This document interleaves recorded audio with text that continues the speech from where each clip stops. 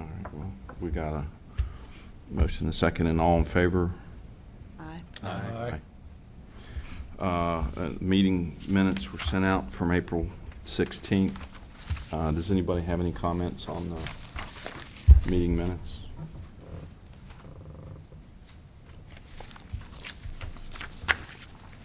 Do I have a motion to approve the meeting minutes? So moved. Second. And Josh will second it. Okay. All in favor? Aye. Aye. All right. Item number 4, public hearing, zoning map amendment. Phillip Warren has applied to rezone tax lot pin 0629-57-7347, 15 Tupper Road, Tupper Road, which is currently zoned single-family residential District R1 to Public Service District. Jillian or Josh, did you want to kind of fill us in on this? Sure. You'll note from your maps that the property is currently zoned R1 residential. It is surrounded on 3 sides by public service zoning. At this time, the staff recommendation is to deny the rezoning simply because the proposed use is not institutional in nature as we consider it in looking at the Buncombe County Land Use Plan. And mainly that stems from the fact that it would not be connected with a large single owner type institution as we see with the existing zoning out there. Most of the public service is connected with the Ridgecrest Conference Center. In addition, there's some concern about public service being used as an ad hoc CS or NS zoning. So that's our recommendation at this time. Okay. Is Phillip, would you care to come up, state your name, and then just kind of tell us about what you're looking to do? My name is Phillip Warren, and I filed the petition for the rezoning on behalf of Mr. Hargis, the property owner. I currently am employed with Recovery Connections Community, and we rent the house from Mr. Hargis. We are a 12-step residential-based program trying to help people recover from substance abuse issues. I have looked at the surrounding area, and in reading your summary, would say that our proposed what we use the property for is not in connection with Lifeway Christian Conference Center or with First at Blue Ridge, which has a significant amount of property that is being utilized in that area. But my reason for the petition and why I think that it should be rezoned is that the property is really, like Josh said, surrounded on 3 sides by the public service use. It is, I'm trying to find it here, where it is not consistent with the Buncombe County Comprehensive Land Use Plan. I'm not sure. I mean, I'll tell you, I've looked through the pages and pages of the land use plan and the zoning ordinances, and it's very complicated and very hard for me to understand. Simply stated, Mr. Hargis and we think that it's an unfair disadvantage to the property located in that area because encroachment of public service has already surrounded his property pretty much on 3 sides. For the future utilization of his property, it's going to be extremely difficult to find a single family that is going to purchase this property and live there when it's surrounded on 3 sides by the public service zoning, in my opinion.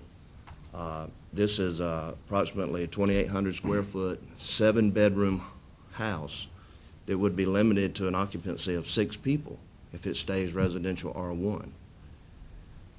The detriment to the surrounding community, I think, is non-existent, considering the fact that everything pretty much on both sides of that street is associated with either the First of Blue Ridge program or Lifeway Christian Conference Center, which are both, nonprofit. We may not be institutional, but we would definitely be community service, public service use. So, we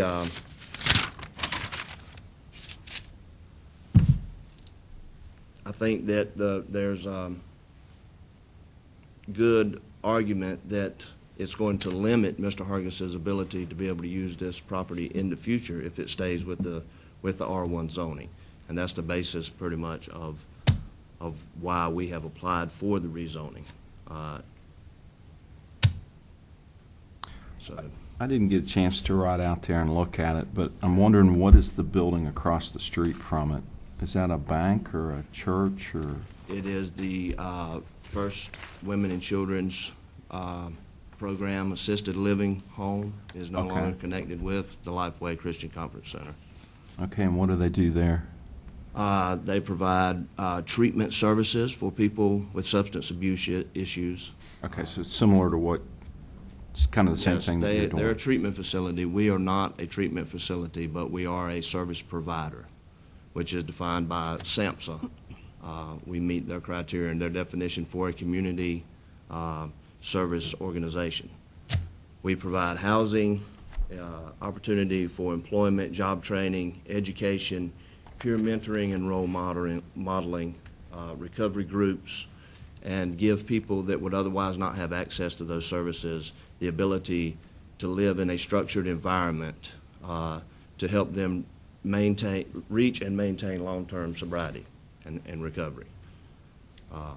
So that is what we do. A building across the street is a Women and Children's program. They are a state licensed treatment provider, but it is the same thing. In fact, there's a great deal of property in the area that, although doesn't really reflect on the use map, that is actually utilized by First at Blue Ridge in that capacity. It's just they've been there, and I guess it's been grandfathered in. Yes. So the neighborhood is pretty much saturated with this type of use and this type of facility already. Like I said, across the street is this facility. There's two houses on the other side of the road that I think are privately owned. There's one house beside us that is owned by a church and was used, I guess, for a group home for the Lifeway Christian Conference Center when the people, come out to Ridgecrest or to the conference center. The church owns that. It's a church out of Moxville, and that house has been empty. I haven't seen anyone there for the entire year that we have been. Well, not quite a year, about 9 months that we have been at the 15 Tupper Road location. So I think there's a precedence there, like I said, that the property across the street is not connected with Lifeway Christian Conference Center in any way, but it has maintained its public service zoning. And since we are pretty much on an isthmus in the middle of this public service zoning, I don't think it would be invading into the neighborhood at all. It would not be taking anything away from the neighborhood. It would be kind of more or less putting us in alignment with the surrounding property with the same type of use going on. So that's pretty much my case, or my argument as to why we would like to have the property rezoned, because we think it would be in the best interest of the property owner and his potential to use it in the future, and that it would be consistent with what is already happening in that neighborhood and what the use is in that neighborhood. It would absolutely be consistent. Like I said, there's two properties that are in sight of the property at 15 Tupper Road that are actually single-family residential homes that aren't being used in a public service capacity. If Mr. Warren's property was zoned as requested, and you would have a 12-step program in that facility, right? Yes, sir. What would the occupancy be with that program? Well, I guess that would have to be defined by you guys, or by, right now, I think we have about 15 people there, 16 people. And so that's what we're operating at now. Of course, we would like to keep it, at that occupancy. But I'm sure that if it is rezoned, that there will have to be probably some considerations made as to the handicap accessibilities of the property. It will have to fit into the public service requirements, I'm sure. And the occupancy, we, of course, are flexible. Of course, we would like for it to be at least what it is currently, but there's no requirement as to how many people we absolutely have to have there, other than we would, definitely 6 would not make it an economical situation for us to be able to just put 6 people in that home, considering it's 7-bedroom and, approximately 2,700 square feet home. We actually have capacity with beds to put 3 people in each room right now, which would give us up to 21 people that we can have there, or that we have anticipated having there. So, but we are willing to adjust that as necessary. Well, I may, Mr. Seckler, if I can just interject a response to that question. Some limitation would be provided through the parking requirements that would be required for that site, as well as bringing the building up to North Carolina State Building Code. But the zoning ordinance doesn't directly address a limitation once they go over the definition of a group home. It's then classified as a hospital or assisted living facility, and there's not anything directly that limits that occupancy, but building code and parking requirements would be the limiting factors. I may be a little slow on the draw this morning, but what is it that the public service zoning would give your owner that you don't have now? It would give him the ability to continue to utilize the property in the way that we're utilizing it now. In other words, we'll be able to continue for us to lease it and potentially perhaps purchase it if that was, within our means. It would also give him the ability for the future to not be limited to having to sell this home to a single family. Like I said, a 2,700 square foot home with 7 bedrooms that, I can't foresee that somebody with a family of 6 is going to buy a 7-bedroom, large home. So I think it would give him the advantage of more opportunity to utilize the property, or to better utilize the property with what it's consistent with its size and with the way it's laid out.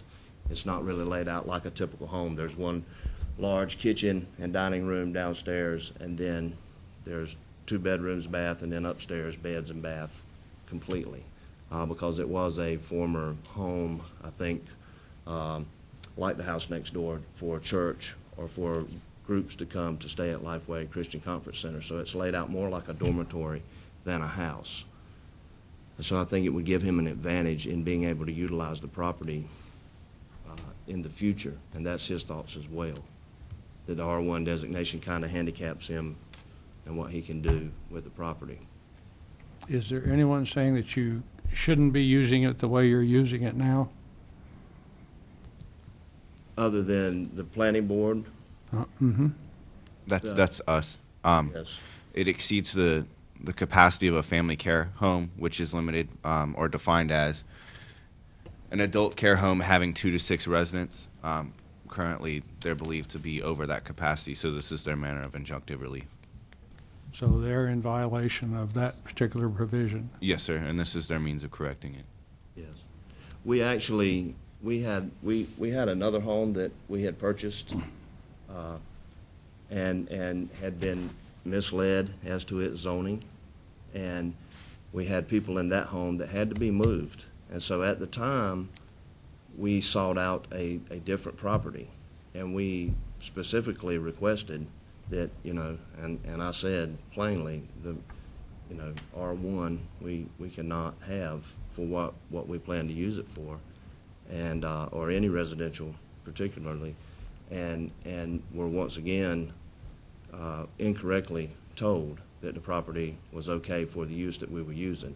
So we didn't intentionally just ignore, the zoning. We got in there, and we're in there approximately, I would say, 6 months or so before we got the notice that it was in fact zoned R1 and that we had to make some kind of a adjustment.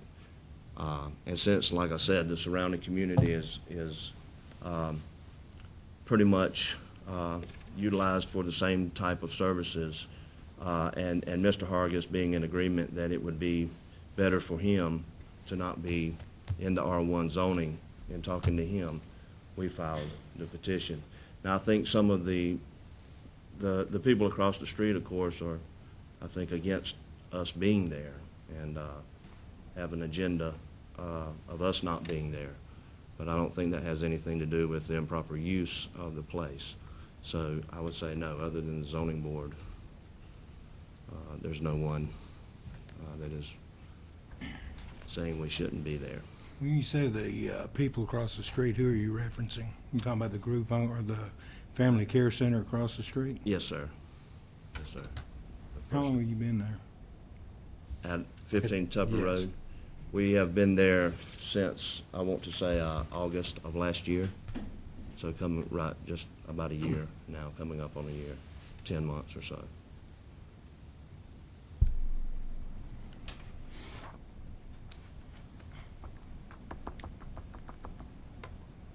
Who are you affiliated with? Our organization, we're a private organization. We are only been incorporated for since April of last year. We are trying to finalize our connection with the National Association of Recovery Residences, which is a new organization itself out of Atlanta, Georgia, that places standards on recovery service providers in different levels, from a level 1, which would be an example of an Oxford House, all the way through to a level 4, which would be the Women and Children's Program, or First at Blue Ridge, which is an actual treatment provider. The movement of what we do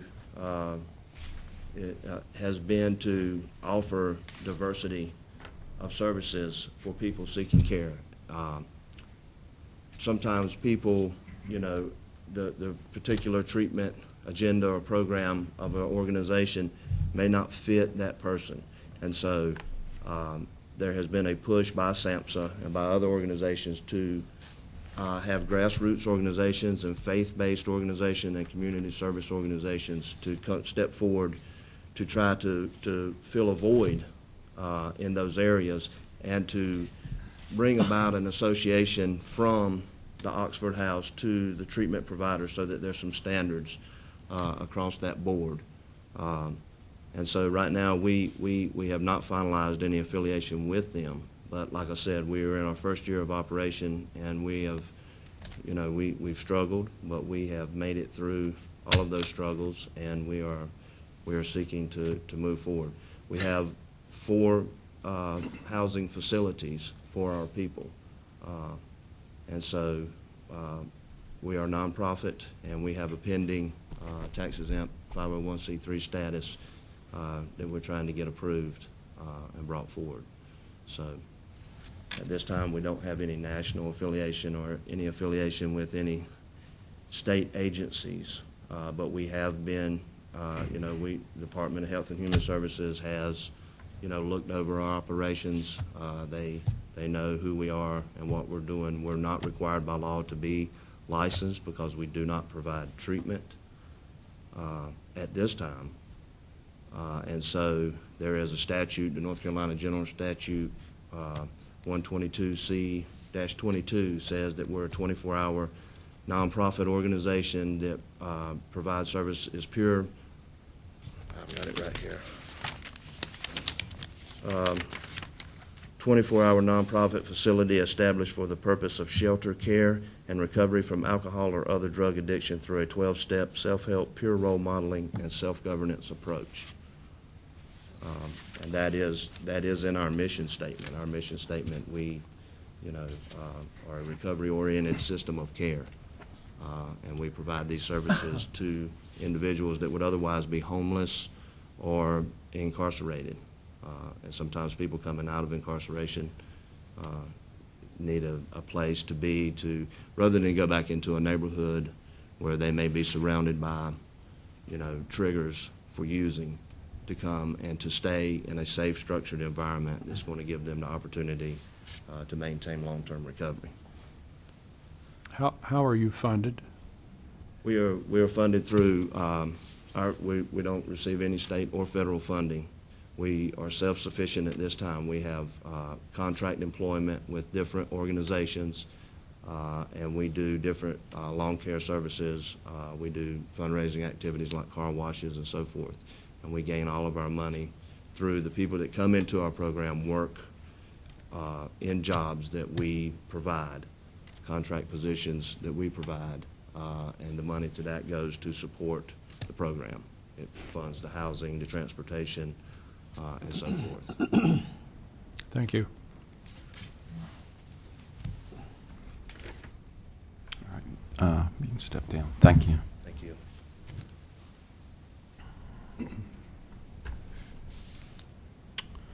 All right. Do we have any internal discussion here Do we want to hear from from the folks? the public first? Okay. Yeah, we'll open it up for public comment.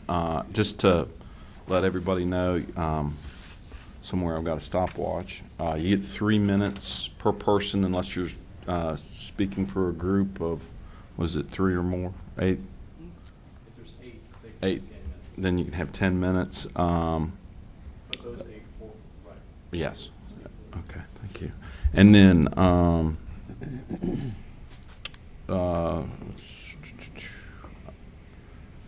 see, 3 minutes each, and then remember to state your name and where you live, if you don't mind. So, who wants? Okay. Also, please make sure your comments are directed to the microphone as we are recording the meeting. Good morning, ladies and gentlemen of the board. My name is Joseph Martinez, and I'm with First at Blue Ridge, and I am a member of the Ridgecrest community.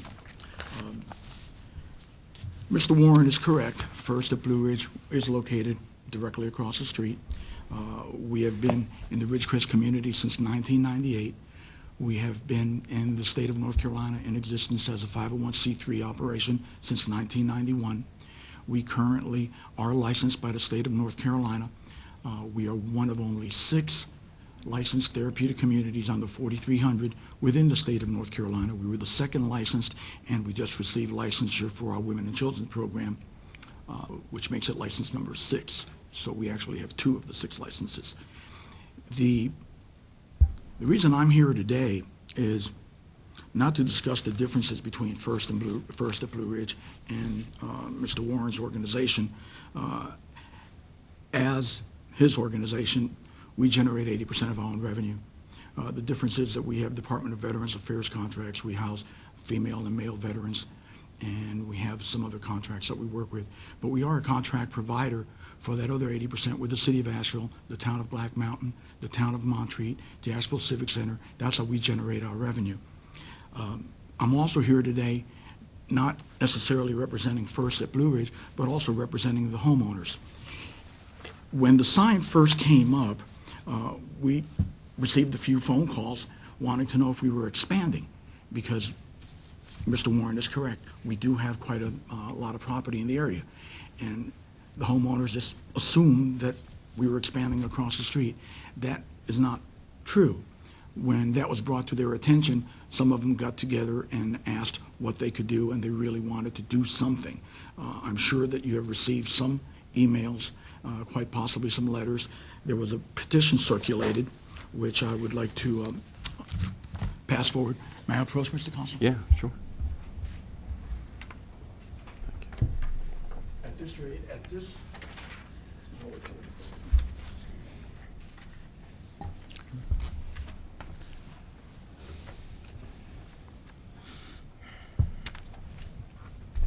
Thank you.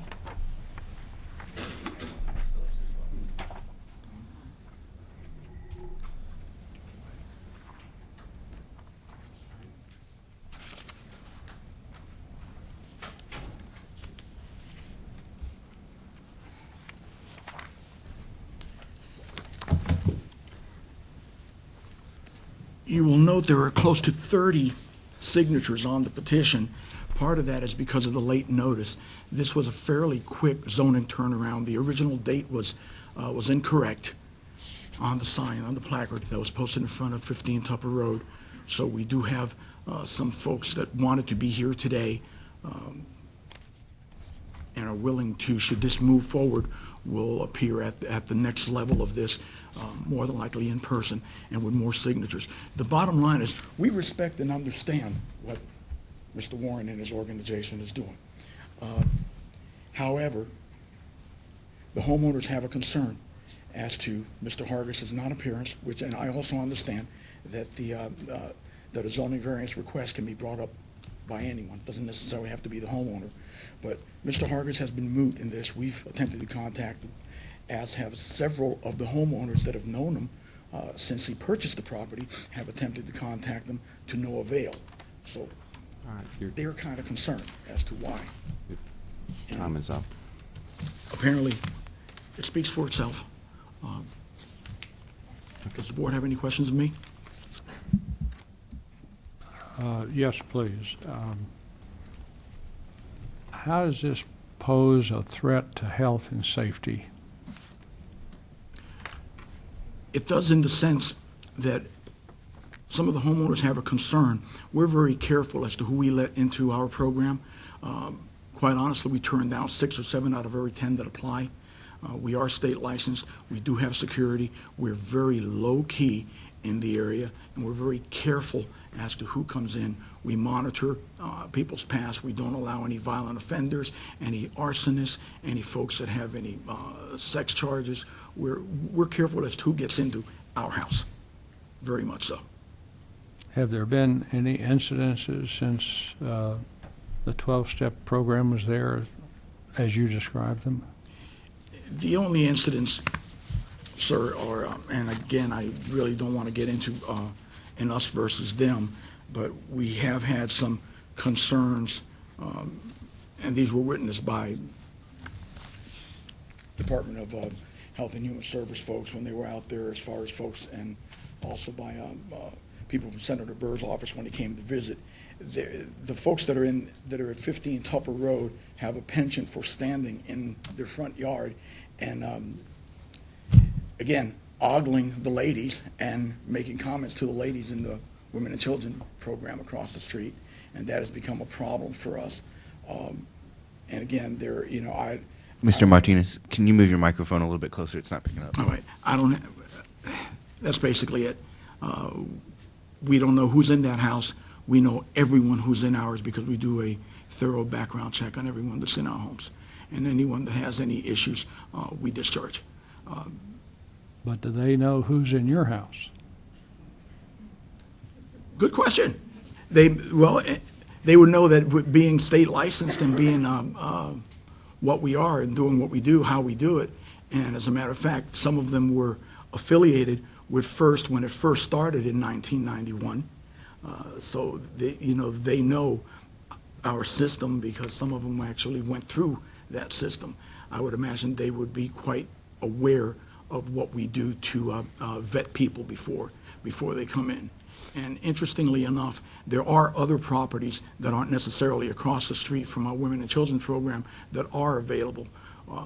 There are some folks within their organization that were associated with a peripheral organization of ours, and there was the feeling that they basically went across the street on purpose because there are other properties within a few miles that are better suited for what their needs are.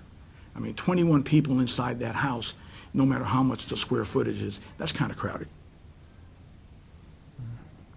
Josh, could you cover one more time if we approve the zoning request, what would they have to do to meet whatever standards there are? The standards they would have to meet is the parking requirements, and for this type of facility, it would really be only focused on the transient staff, since we wouldn't expect a lot of back and forth with patients of a treatment facility, and that's what the ordinance is intended to address.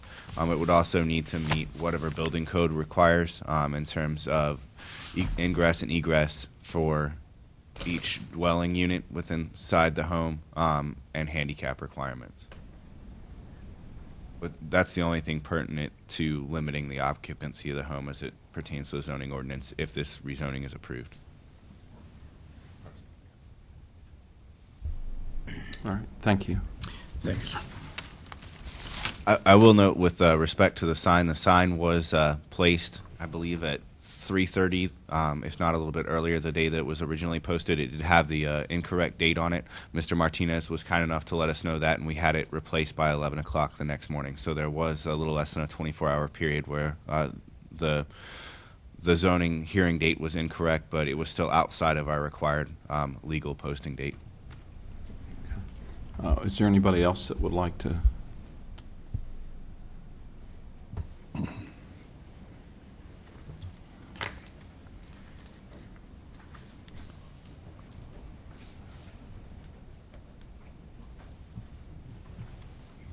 Good morning. My name is Michael Hutchins. I live at 15 Tupper Road, and I'm kind of emotional. What you're asking to do is take away my home, and it's not right. While we might not be licensed by the state, what happens at Recovery Connections is real. We recover and we get help. I have been a heroin addict for over 5 years now. I have caused my family extreme devastation and pain. And because of what Jennifer Hollowell and Phillip Warren do, I'm able to have my family back today. My brother talks to me, and you might think 21 people living in a 7-bedroom home is kind of crappy, but it's not. We are truly a family. We share each other's experiences. We live together. You know, when one is down, we pick the others up, and we are a family. And I just ask that you take that into consideration because, you know, to us it isn't about, and I know to y'all it's about zoning and legal issues, but we are a family and we help each other. And you know, to me, I'm only 22, so I don't understand all the legal issues and all that's involved in it. But to me, it just seems kind of weird that you already have such established treatment centers in the area. Why it would be a problem for us to be there? You know, we don't make any noise. We're really clean people. We keep our yard clean. You know, we're not. I mean, I don't think we do anything wrong as far as, you know. And so, I just wanted to get up and say that, please don't take away my home. Thank you. Thanks.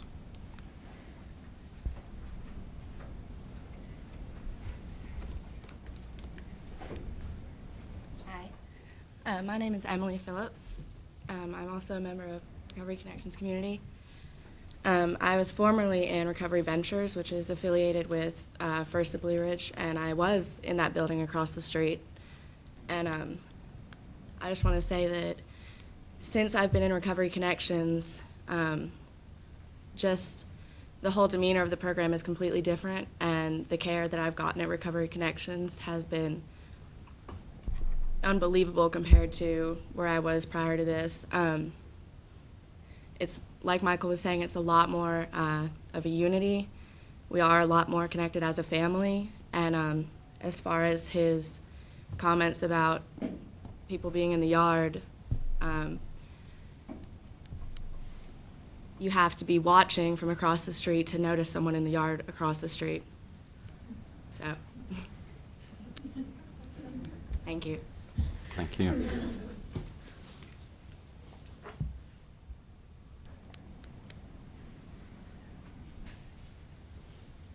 Anybody else?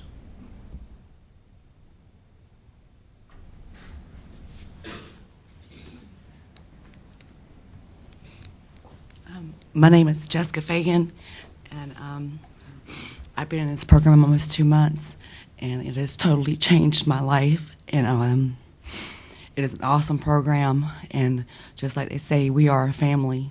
You know, when one is down, we pick each other up, And I don't think it's about the zone thing. I think it's more or less like people coming over to the other program. And I feel a change in myself, and I know that others do too.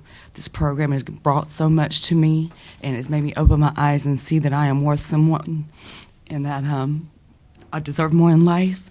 Jennifer and Phillip are awesome. They go out of their way to do anything and everything for us. And I'm all thing I ask is to please don't take away our home. Thank you. Thank you.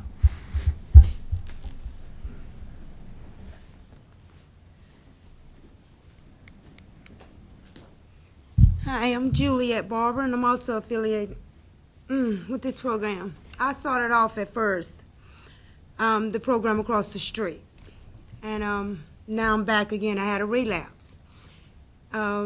Jennifer Holloway has been nothing but nice and sweet to us, even Phillip Warren.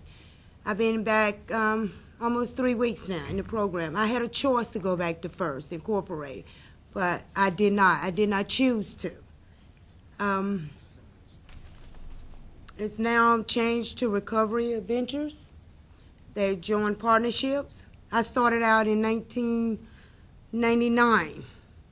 It was just First. It started out the same way this Jennifer's new program is Phillip Warren is starting out now.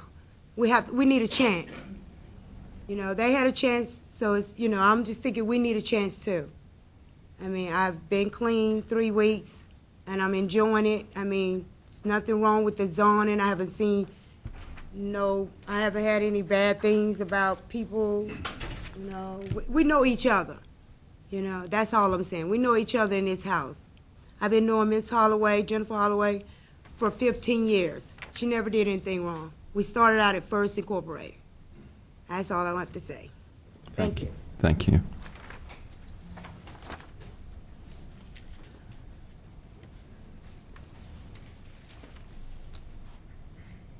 Hello, gentlemen.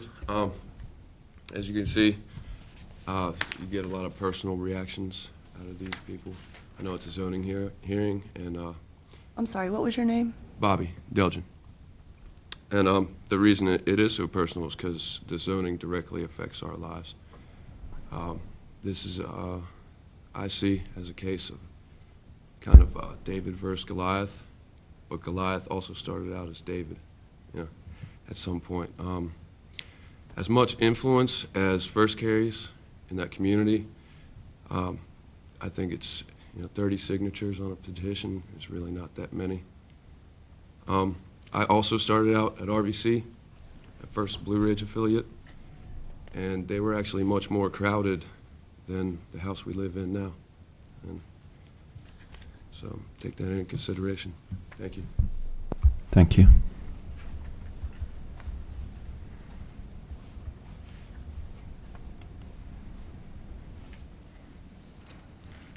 Good morning. My name is Frank Poole, and I'm a resident at 15 Tupper Road. I'm currently a resident leader in that house, and to address the statements this gentleman over here made about the other residents in the house making comments, indirect or direct, to the women across the street is completely false. Anything like that that happens will be dealt with immediately. It will not be tolerated. And I encourage this gentleman and his staff to call us if something like that does occur, and it will be addressed. I can assure you that. He kind of danced around about this not being personal, but as you can see, it is personal. The simple fact of the matter is they don't want us over there because there's men in that house and there's women across the street, and I can understand their concerns. But we can live across the street together, and and everybody can be happy. I think this whole thing is ridiculous, to be honest. This whole thing is jeopardizing everybody's recovery in our house and in their program. I mean, this is a bunch of drama, and I think it's ridiculous. And I think that there is a peaceful resolution to this whole thing, rather than say you can't live here, you can't do this, and you can't do that. I think as adults and people in recovery, that there should be some other resolution other than bickering back into and hearings, and but that's all I got. Thank you. Thank you.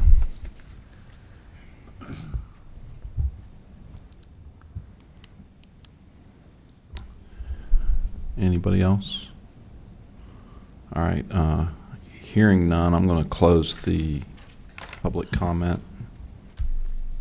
And I just wanted to point out for the board and for everyone that's here today, one thing that I think is important to remember, there's been a lot of emotion in the presentations to the board, and perhaps some see it as a he said, she said, but just to remind the board that what you're doing is you have to make sure you have to look at the reasonableness of the request and the totality of the circumstances, which is include many of the things that the ladies and gentlemen pointed out during their presentations, but the size of the tract, the benefits and detriments, also what would this zoning do in the future if it's requested, PS down the road, and not just today. So I'm just with that little reminder.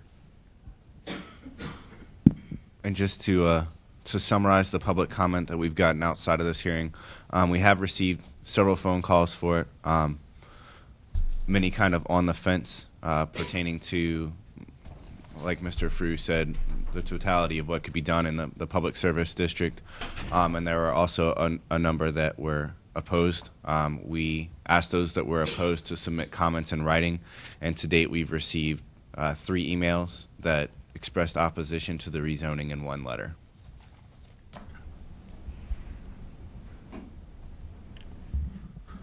All right.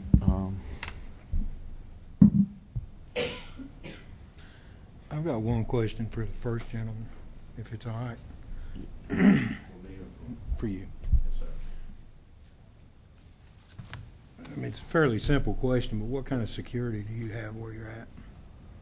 We do not have staff that are on site 24/7, but we do have, our system is set up on a hierarchy system, and as people advance through the program, their length of time that they have been there, after they have been there a period of 6 months or more, they become leaders in the house, and they are there to ensure, at that point, they know the rules of the program in the house, and they're there to ensure that those are being followed.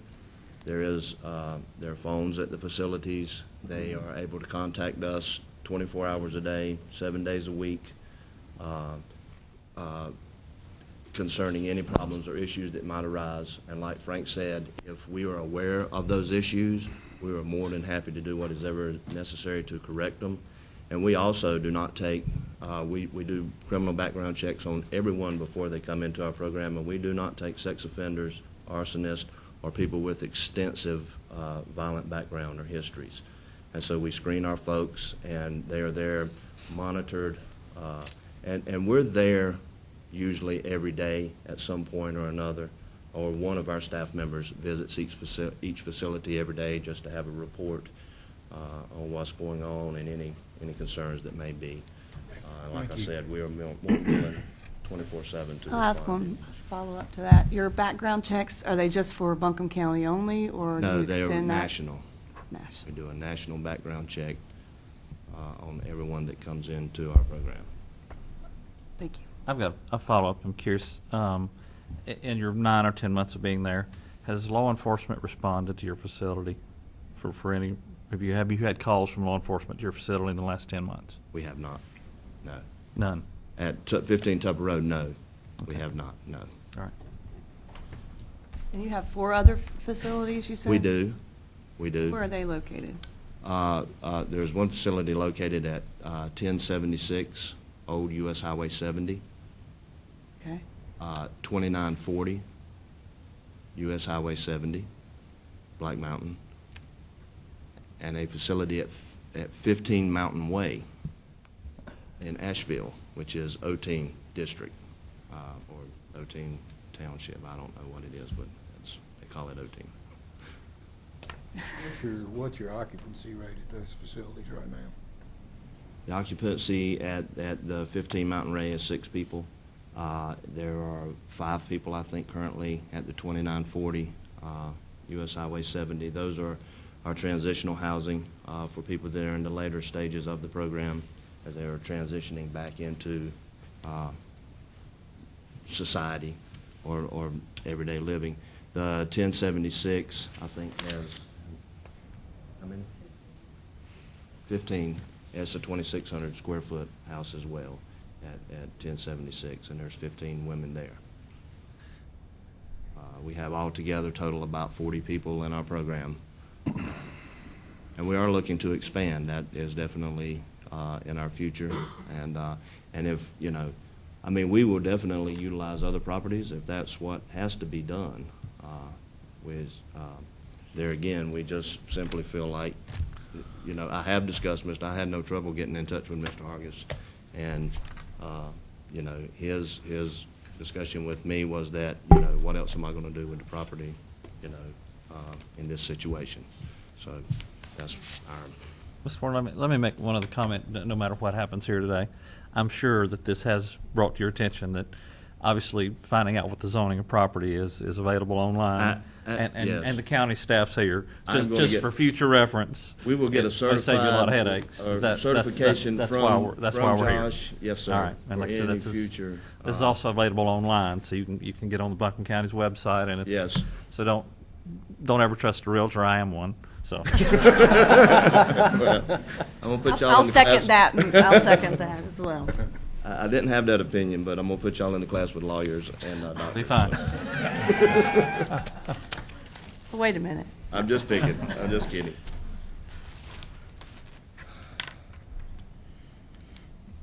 I have a question for our staff.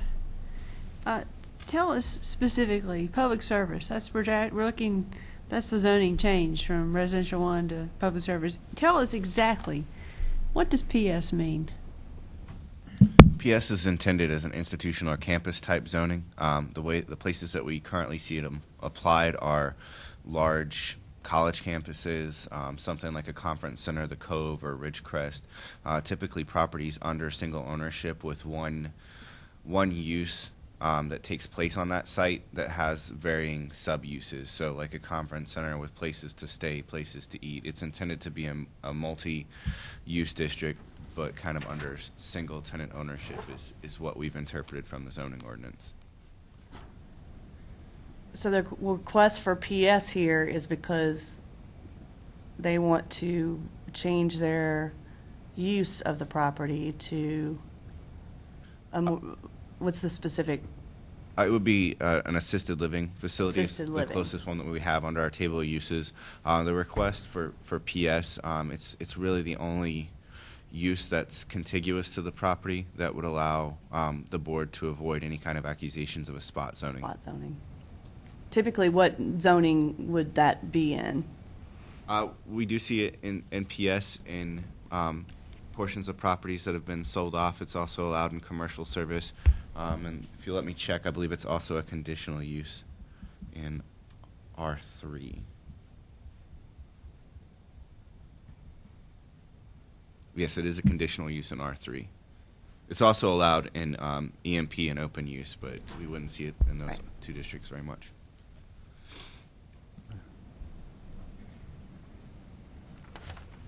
Are we through with this, gentleman? Yes, I think so.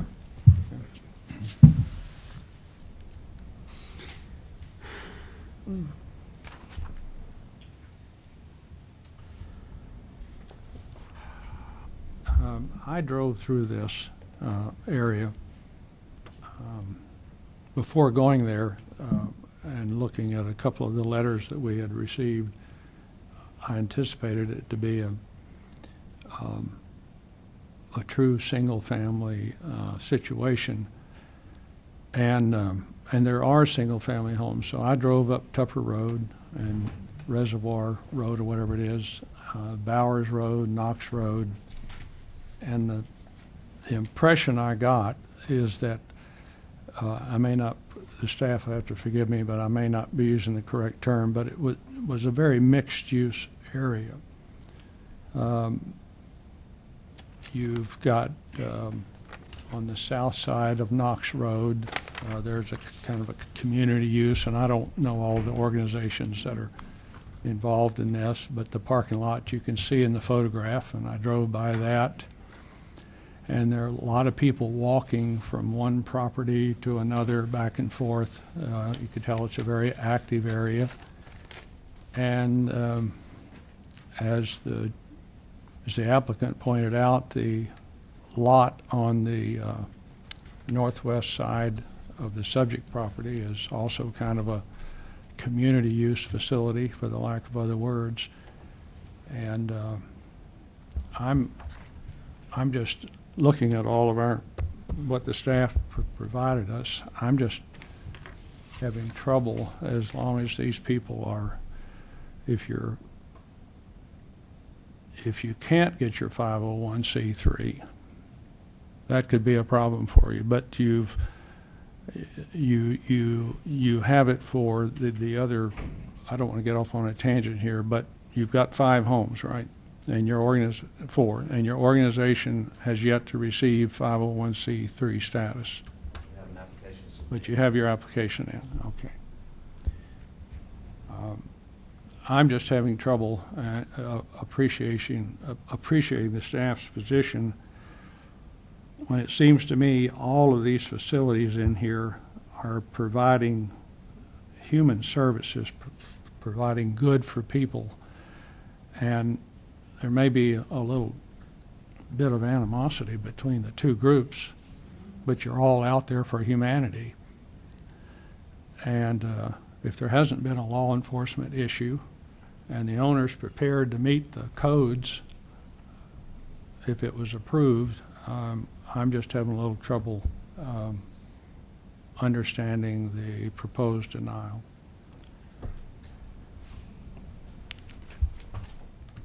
Well, for me, this hits a little close to home. And I understand the service that you're providing because I went through that with one of my children. And one of the problems that my wife and I found during our journey with him through sobriety was that transitional phase. Is you go through the treatment phase, which is critical, but it's at the end when they're at that crossroads and they need that community, to help them through it. So I'm with Joe on this. I see a great need for this and the good that it can do. I see the zoning next to it, and I think it's a good location for it.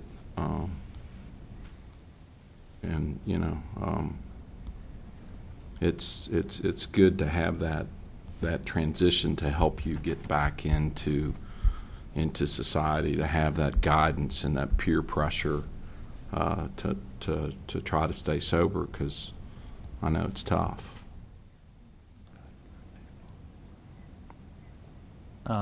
I would add, and what prompted my question about law enforcement is, over the years we've bought and sold and swapped mobile home parks and apartment complexes, and whenever I was on the buying end, that was the first trip that I made was to law enforcement.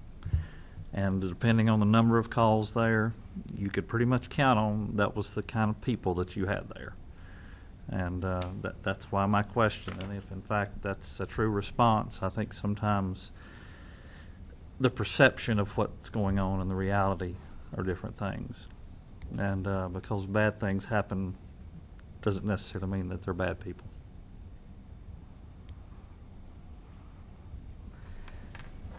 So, like I said, point being, I think the fact that there's been no law enforcement need there in 10 months says a lot as far as the community's concerned about who's living there.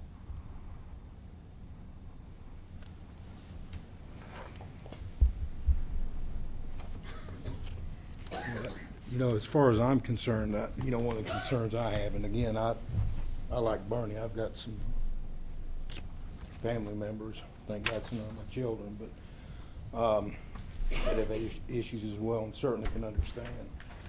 But first concern I have is that the property owner's not here. I think that speaks volumes And for me, you know, when you've got a current zoning, it's residential R1.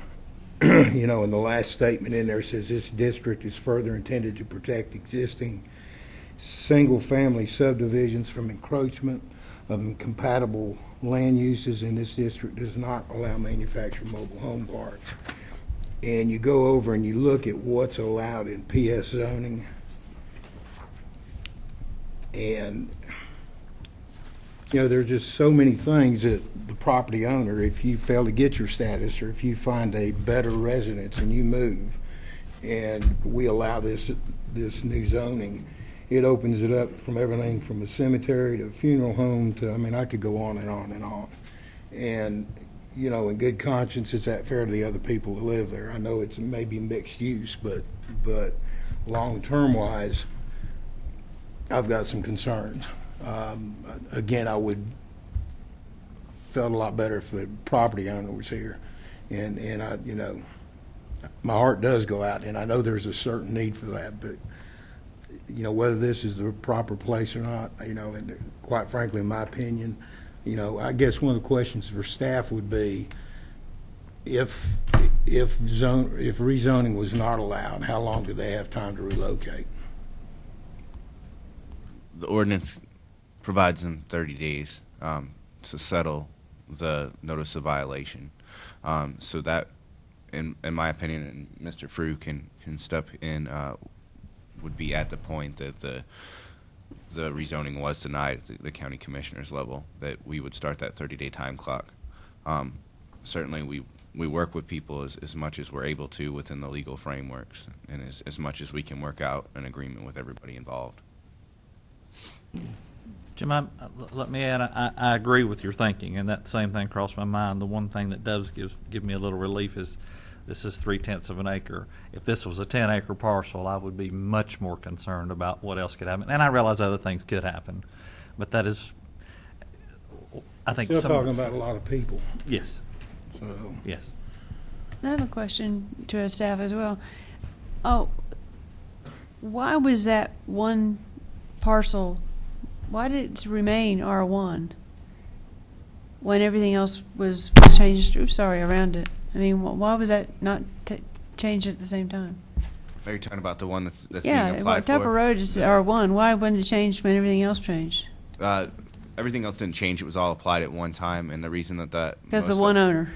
What's that? Because Ridgecrest. It was all either in Ridgecrest or the previous owner of that piece of property was the Watauga Baptist Association, who owned a large chunk of the Ridgecrest property as well. So it was all applied at one time, is my understanding. And So this one little sad thing just sat out there and stayed R1, right? correct. Gotcha. That's my understanding. Cool. That's weird. We typically only apply PS to single ownership, so it would be unlikely that we would pick a piece of property like this little dangle that we have and apply PS because it was in different ownership. Gotcha. Single owner. Correct.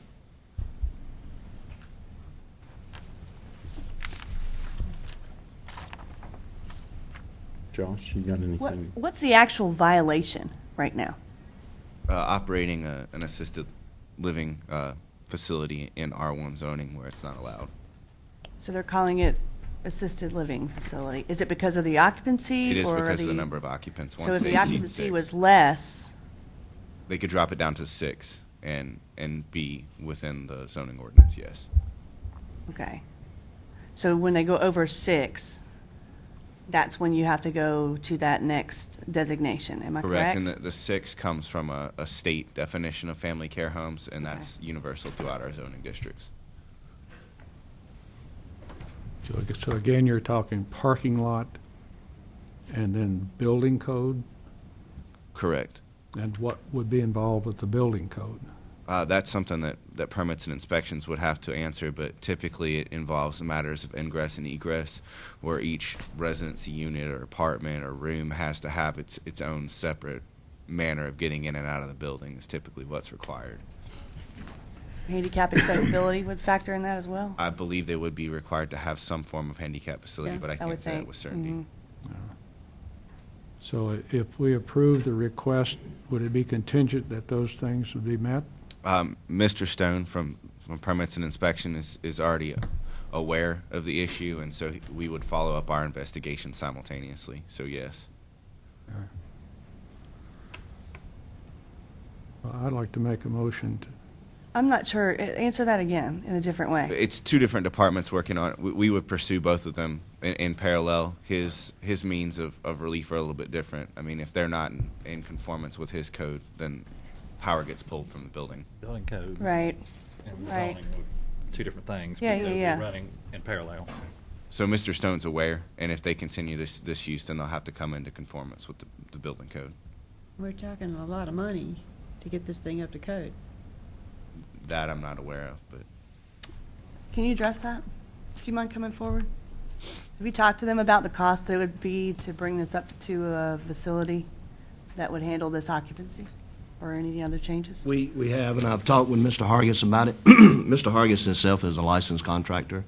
I have a background of 23 years in the construction industry, and of course, we have lots of labor, so I think we would be able to meet the needs. I'm pretty aware, my background is in building, and so I'm pretty familiar with building codes and definitely am capable of performing the tasks that would be necessary, so there would be a great advantage to getting it done through us. We would be able to meet those costs because of those situations, and we have talked with Mr. Hargis, and we have agreed that we will meet whatever the requirements are to bring it to the code or to the standards that are necessary.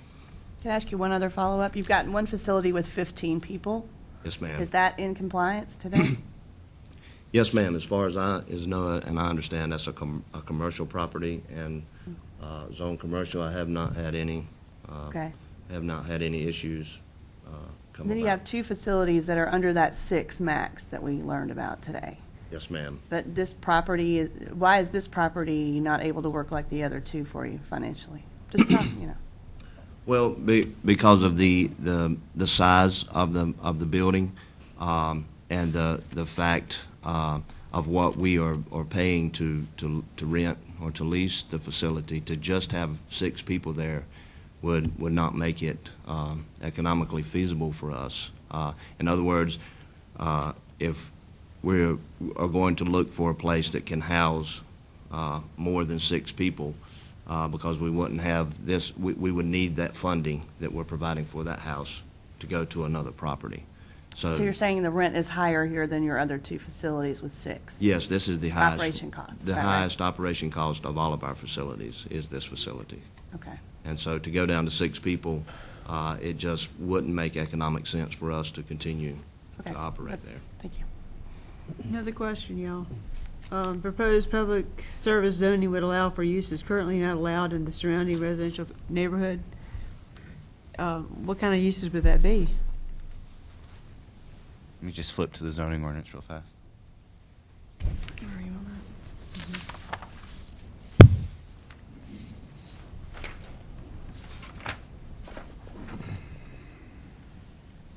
that? Zoning, just to go through what's allowed in PS and not allowed in R1.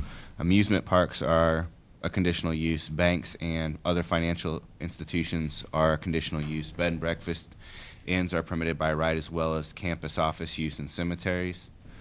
Clubs or lodges are permitted in PS.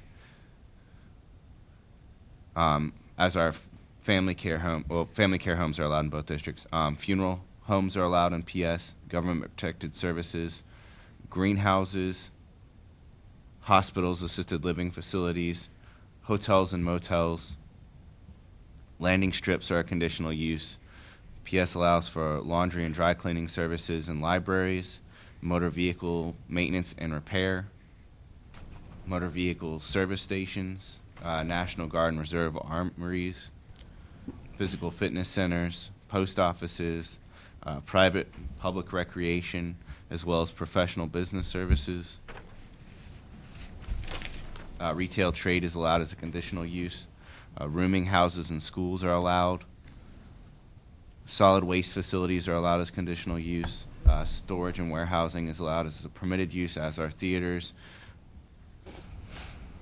and vacation rental complexes are allowed as a conditional use. So it does Thank you. open it up pretty substantially. Thank you. Well, I think Greg hit the nail on the head with regard to the size of the lot, and we are all aware of these tables and certainly landing strips and large buildings, but it would make it either impractical or impossible to put the vast majority of these facilities in there. And so, Mr. Vice Chair, I'd like to make a motion, if I may, to approve the request consistent with all the requirements that they would have to meet. And do I need to read the statement at this time? After the second? Okay. Assuming I get one. I'll second that. Joe, looking at the normal language you have there, please add any other elements of the information you heard today to the list to justify the approval. If I can remember that. Well, you might point out that family care homes are allowed, as are home occupations, assisted living facilities. Why don't you add that in so that you can see that? Well, Josh is just pointing out that family care homes and what else did you say?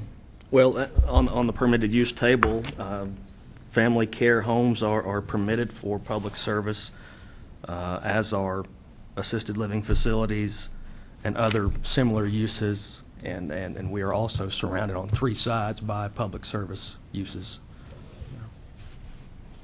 You might read that. So I'll read the statement that the requested map amendment would be consistent with the Buncombe County Land Use Plan because the Public Service District is described in the Buncombe County Comprehensive Land Use Plan as a, quote, district that provides areas for clustering uses such as schools, parks, and other government services within residential concentrations,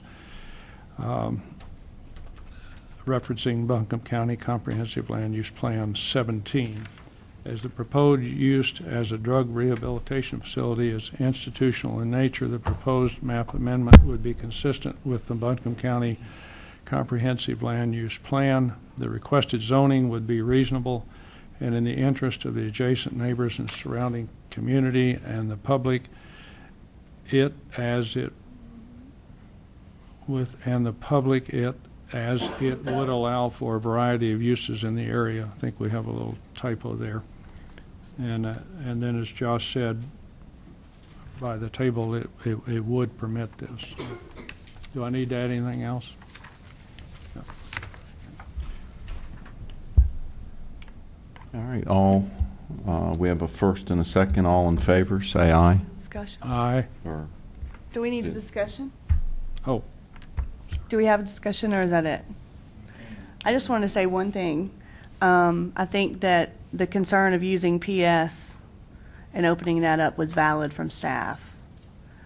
But I think in this, opening that up, but I think in this particular case, I don't think it is really. is this PS or CS? PS. Yes, yeah. PS. Opening that up, I think, is a valid concern and something to watch.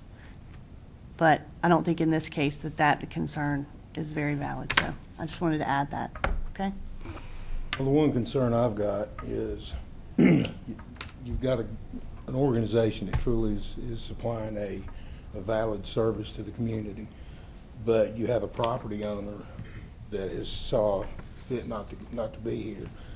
And if we allow this, he still gets his R1 status as far as he can turn right around, boot them out, and go back and use it as a single-family dwelling.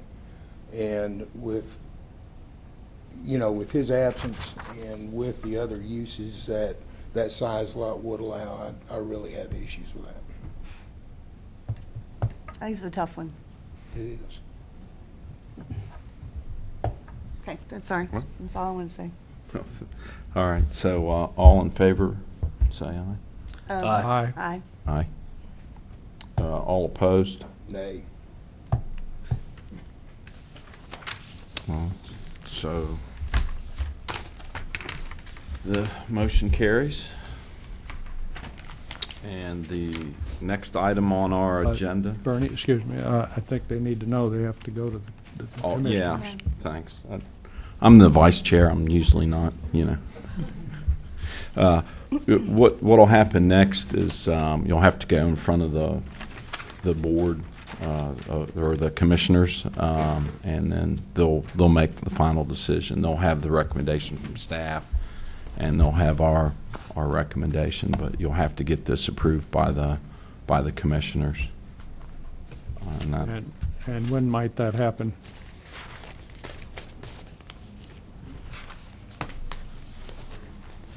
It appears that we're going to try to do it within the next 2 weeks. Next 2 weeks? Okay. June 19th would be the tentative date. Actually, never mind, July. We have to run it by the commissioners and get their sign-off. And the neighborhood residents who have concern will have notice. Yes. How much notice will they have? Let's put that out there. The sign will be posted 10 days in advance. They'll also receive another letter in the mail that'll alert them to the public hearing date, similar to what they received here. Okay. I understand, don't quote it. Thank you. All right, item 5 on the agenda is public comment. You can come up and talk about anything for 3 minutes. No?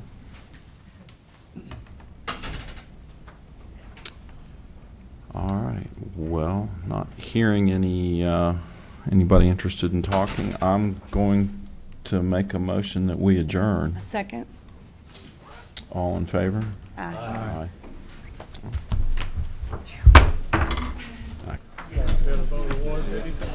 Aye.